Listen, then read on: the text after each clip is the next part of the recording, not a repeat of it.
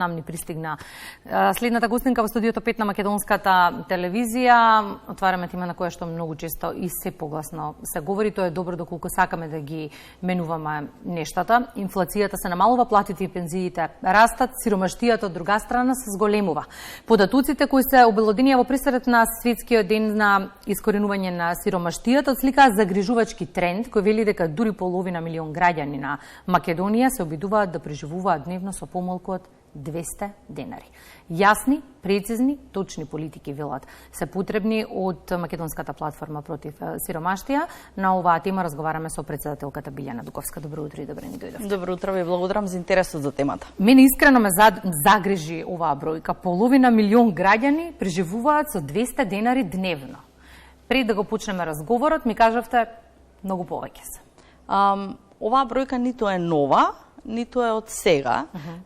Процентот на сиромаштија во државата во последниве години наназад, значи десетина години, се движи некаде околу 22%, плюс минус малку погоре, малку подоле. И тоа е некаде близу до половина милион. Постојано. Разликата која што сега ја споменуваме е заради инфлаторните движења и тука ќе се вклуча дополнителен број на граѓани, меѓутоа тој број не го брише фактот дека во континуитет имаме речиси половина милион граѓани кои што живеат во сиромаштија. Ако официјални податоци немаме, врз основа на што ги градиме политиките, Билјана? Сиромаштијата е мултикомплексна и интерсекторска. И податоците кои што ги вади Државниот завод за статистика се по приходната сиромаштија, значи колку пари влегуваат во семејствата на граѓаните, има пресметки, статистика и така натаму. Податоците кои што се потребни за да се градат политики се во делот на образование, здравство, употребени услуги, значи се црпат од различни сектори и затоа е многу тешко кога велиме сега ќе ја покачиме социјалната помош и ќе влијаеме на намалување на сиромаштијата. Значи тоа не функционира така. Ние може да го намалиме бројот на лица кои што се во социјален ризик, меѓутоа не може со една мерка во една политика да намалиме сиромаштија. Тогаш кои се најголемите предизвици во моментов пред кои се исправени граѓаните? Што ги мачи најмногу? Малку пари дома. Значи, се е скапо, имаат малку пари за да си ги обслужат потребите.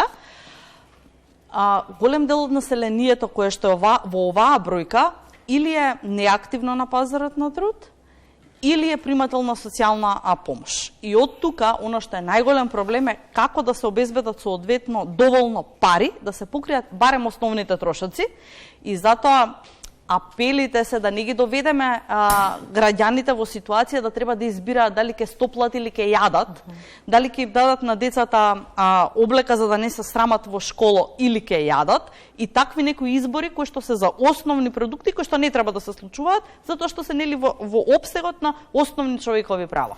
Велите излезот од оваа ситуација бара сет од комплексни мерки.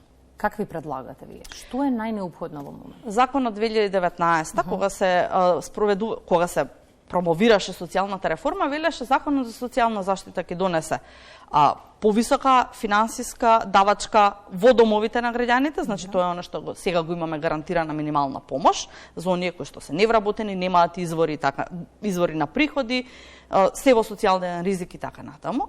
Меѓутоа, тие требаше брзо да влезат и брзо да излезат од тој систем. Рековме, офатот ќе биде поширок, да нема никој кој што ќе биде без пари. Туку барем минимум за да може да животари, да не се само исклучи од општествените текови.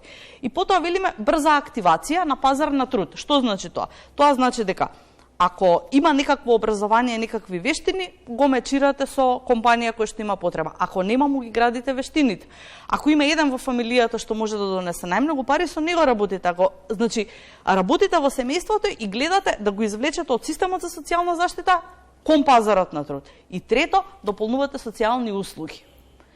Тој сет не се случи. Значи, ние инвестиравме во првиот дел, фати ковидот, активацијата престана, социјалните услуги се развиваат, меѓутоа нерамноверно и недоволно за да ги поддржат да отидат граѓаните на пазар на труд, и она што фали во суштина се вистински плати за живот, не социјална помош, не нешто што ви гарантира лепи вода, туку нешто што ви овозможува излез од сиромаштија. Со ковидот почна своевидно преживување за одредена категорија на граѓани. Потоа се случи војниот конфликт на релација Русија и Украина, дополнително ја заостри ситуацијата. Сега Палестина и Израел, економистите велат дека следната година ќе биде пострашна од оваа.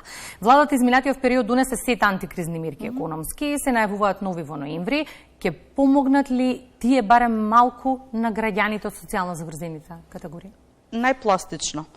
И пред ковидот, луѓето не живееа со 55 денари дневно, некој од нив, и во ковидот и Палестина, и не знам кој да се случи, доколку не интервенира системски државата, да го зголеми тој приход кој што влегува во домовите, а инфлацијата остане на високо ниво и се повеќе им зема, значи нема да се реши ништо. Она што овие мерки превенираат, е количината на храна и добра кои што може да се купат во домот. Значи да не ги оставиме граѓаните на ништо, туку да има по нешто. А проблемот кај мерките е што се краткотрајни и недолгорочно влијаат и не ги опфаќаат сите неопходни. Она што ние велиме е дека треба да се направи анализа паралелно на повеќе фронтови. Значи, ако се мерките за сиромашните, што правиме со пензионерите со најниски приходи? Ако се за пензионерите со најниски приходи, што правиме за луѓето кои што ќе изгубат работа заради компаниите кои што ќе се најдат нели во економска криза? Така да кругот е многу сериозен и тука ни фали нас една стратешка рамка во која што ќе може не одеднаш МТСП да изфрли буџетски пари, туку сетот на политики да биде спроведуван така што ќе дава вредност една на друга. Би помогнале ли преговорите со ЕУ? По поглед на адресирање на критичните точки. Преговорите со ЕУ не тераат поаналитички да пристапиме. Добре. И не тераат да работите кои што се вообичаено испуштени од целата таа агенда, како што се корупцијата, како што се сивата економија, како што се злоупотребата на државните позиции, да не ги гледаме. И од тука, ние кога зборуваме за приматели на социјална помош, не велиме дека сите сиромашни и сите во потреба се приматели во системот, туку велиме дека некои од нив остануваат надвор заради неможност да пристапат. Тие делови, тие дупки каде што ни се губи населението, кое што има потреба, треба да биде адресирано со скринингот и со политиките на ЕУ. Почна грејната сезона, една од темите за кои што најмногу се дискутира е на што ќе се греат граѓаните оваа зима и колку тоа ќе се одрази на воздухот кој што го дишеме. Економската сиромаштија повлекува и енергетска. Многу од граѓаните кои што немаат како да преживеат, не размислуваат на што ќе се греат. Скопје е малку деликатен, заради тоа што имате дел кој што е во згради, и таму нема опција. Значи, мора да се грее на струја, ако не се грее на парно. Нема на што друго да се грее. Другиот дел кој што е во куќи, има избор, ама тука многу зависи културолошки, повторно од можности и така натаму и така натаму. Во руралните средини најчесто изборот е дрво, меѓутоа нашите истражувања на терен говорат дека секоја година се менува во зависност од тоа што е најевтино. Значи, ако сакаме да превенираме загадување на воздухот, треба да направиме социјален пакет кој што ќе им даде можност за избор на овие кои што немаат. Како? Примателите на социјална помош, гарантираната минимална помош, добиваат субвенција од 1000 денари за енергетска сиромаштија. Нашите гледачи знаат колку се 1000 денари за енергија во дом. Не може да очекувате дека тие 1000 денари ќе им бидат доволни да се греат на инвертер клима.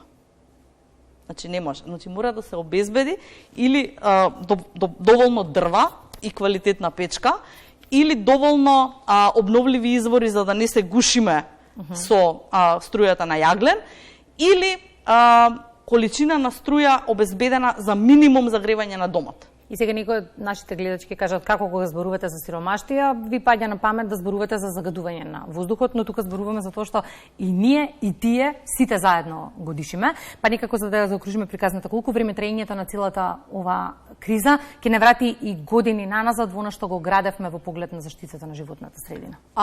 Не мислам дека многу напреднавме во групата на граѓани која што ја застапуваме како платформа. Тие скоро секогаш се исклучени од трендовите и движењата кои што значат озеленување на државата, вклучително и секторот за ладење и греење.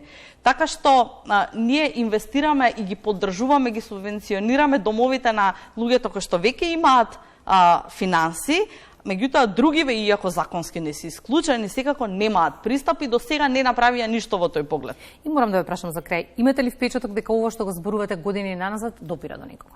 Зборувам за за волја на вистината има промени и не слушаат. Добра. Она што недостасува е поголема координирана заедничка акција, а тоа е изборот на државата што ќе биде нејзин најголем приоритет. Во последниве години забележуваме дека е тоа економскиот раст, развој и инвестицијата во човековиот капитал. Кога ќе биде приоритет намалување на сиромаштија како политичка одлука, тогаш ќе ги видиме резултатите од цело ова застапување, иако тоа се процеси кои што долго траат. Ако ништо друго, ние гласно ќе говориме на оваа тема. За нас и нашите сограѓани. Благодарам многу, Илјана, за гостувањето. Сакам заедно да ја проследиме и следната приказна. Се надевам дека го имаме веќе на линк колегата Благојчо Костадинов со третото линковско вклучување. Црвениот крст изминативе години започна една многу убава приказна, која што и тоа како им помага на граѓаните во социјален ризик, се вика Копче. Сите вие кои што во овој период од годината ги организирате вашите гардеробери, секако ќе имате неколку парчиња облека кои што не ги користите, доколку се нови. Мојот предлог е истите убаво да ги сперете, испеглате и да ги оставите во Копче. Некому секако добро ќе му дојде. Целосната приказна треба да има. Благојчо, добро утро. Дали се слушаме? Веќе си во Копче. Добро утро, Кристина. Да, се слушаме, продолжуваме да зборуваме на тема социјала. Се наоѓаме во просториите на продавницата Копче, која што функционира во организацијата Црвен крст на Република Северна Македонија. Разговарам со нашиот гостин Александра Петко. Александра, добро утро и ви благодарам што ја прифатите поканата да бидете дел од утринската програма Македонија наутро. Малку да ни раскажете околу вашата приказна, како почна, како се започна тој процес за да се собира она донирана облека и да се продава по символична цена или пак да се дава за без пари на оние луѓе кои што тоа го заслужуваат. Добро утро од мене. Најпрвен, значи, нашата приказна започна во 2018 година. Веќе, значи, 5 години успешно работиме, ја почнавме и 6-та. Работиме во рамките на Црвен крст на град Скопје. Како што спомнавте, работиме со донации од страна на граѓаните, од страна на компании, институции и слично. Сето она што се донира поминува низ процес на селекција, како што рековме, Копче е продавница за облека од втора рака и социјално предпријатие. Сите вработени во социјалното предпријатие се исто така лица во социјален ризик или во некоја раннива категорија група на граѓани. Во Копче секој може да купи, бесплатно да земе облека или да донира. Исто така може и да волонтира кој е заинтересиран.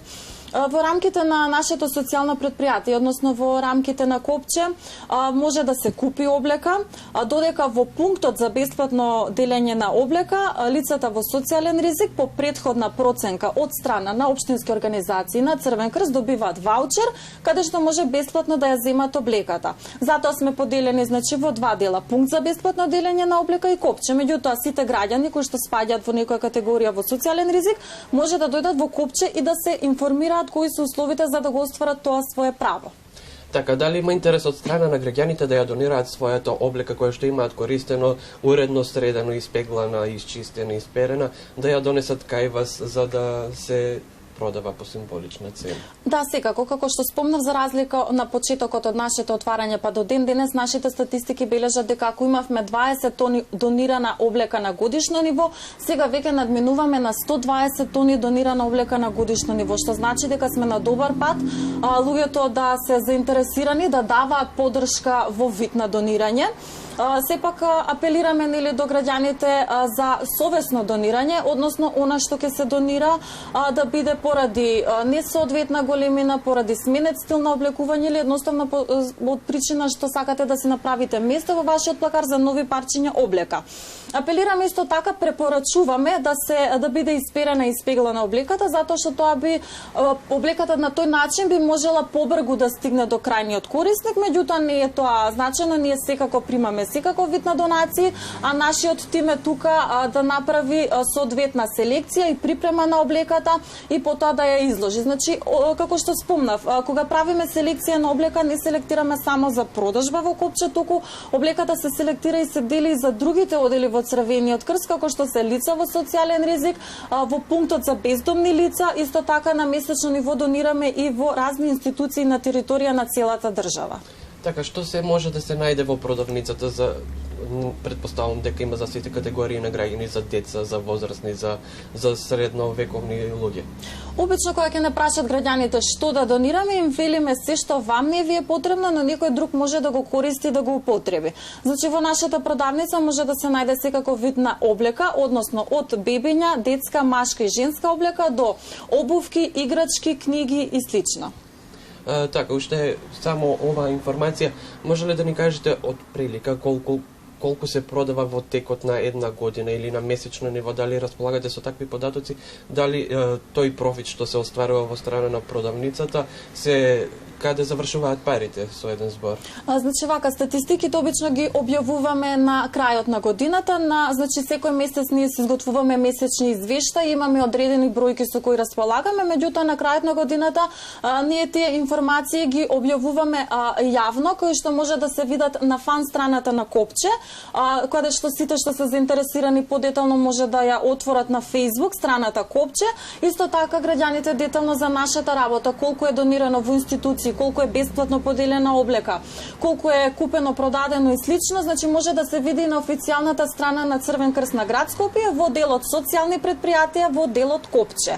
Така, предпоставам дека останатиот дел од профитот завршува во донации во невладиниот сектор кој што се занимава со хуманитарни активности. Па секако, ние исто така како социјално предпријатие со дел од средствата се покриваме и мора да бидеме самоодржливи, затоа што како што ви споменав, во самото социјално предпријатие нашата цел не е остварување на профит, туку реинвестирање на тој профит, односно затоа што ние како социјално предпријатие помагаме во нашето општество за решавање на одредени економски социјално-општествени проблеми. Во нашиот тим исто така се вработени лица кои што се самохрани родители, лица кои биле долгорочно невработени и имале потешкоти во наоѓање на работа. Исто така имаме лице кое што е барател на азил и каде што успешно своето место го пронајде тука во Копче. Така што даваме поддршка како на овие лица, така и во самоодржливоста на самото социјално предпријатие. Бидејќи патот на облеката е доста долг. Значи, како што рековме, граѓаните може да донираат во самата продавница, меѓутоа може и да донираат во контейнерите за донации кои што се наоѓаат на 9 локации на територија на град Скопје, така што возачот секој утро ги празни контейнерите, ја зима облеката што е донирана во Копче, ја носи во соодветниот простор, односно магазинот каде што се врши селекција и понатаму, како што веќе споменав, продолжува до крајните корисници. Така, јас ви благодарам што ја прифатите поканата да бидете дел од емисијата Македонија наутро и ви посакувам успешна работа уште многу години во иднина. Така, уште еден апел да упатиме само до гледачите на Македонија наутро, секој оној кој што има вишок парче на гардероба или обувки кој што мислат дека може да се користи, можат слободно да ја донираат во контейнерите за донации или пак да ја достават до просториите на Црвен крст. Кристина? Токму така, благојче и таа облека и тие обувки добро е да се сочувани, бидејќи се разбира треба да ги користат нашите граѓани, тука се работи и за достоинството на нашите сограѓани. Благодарам многу.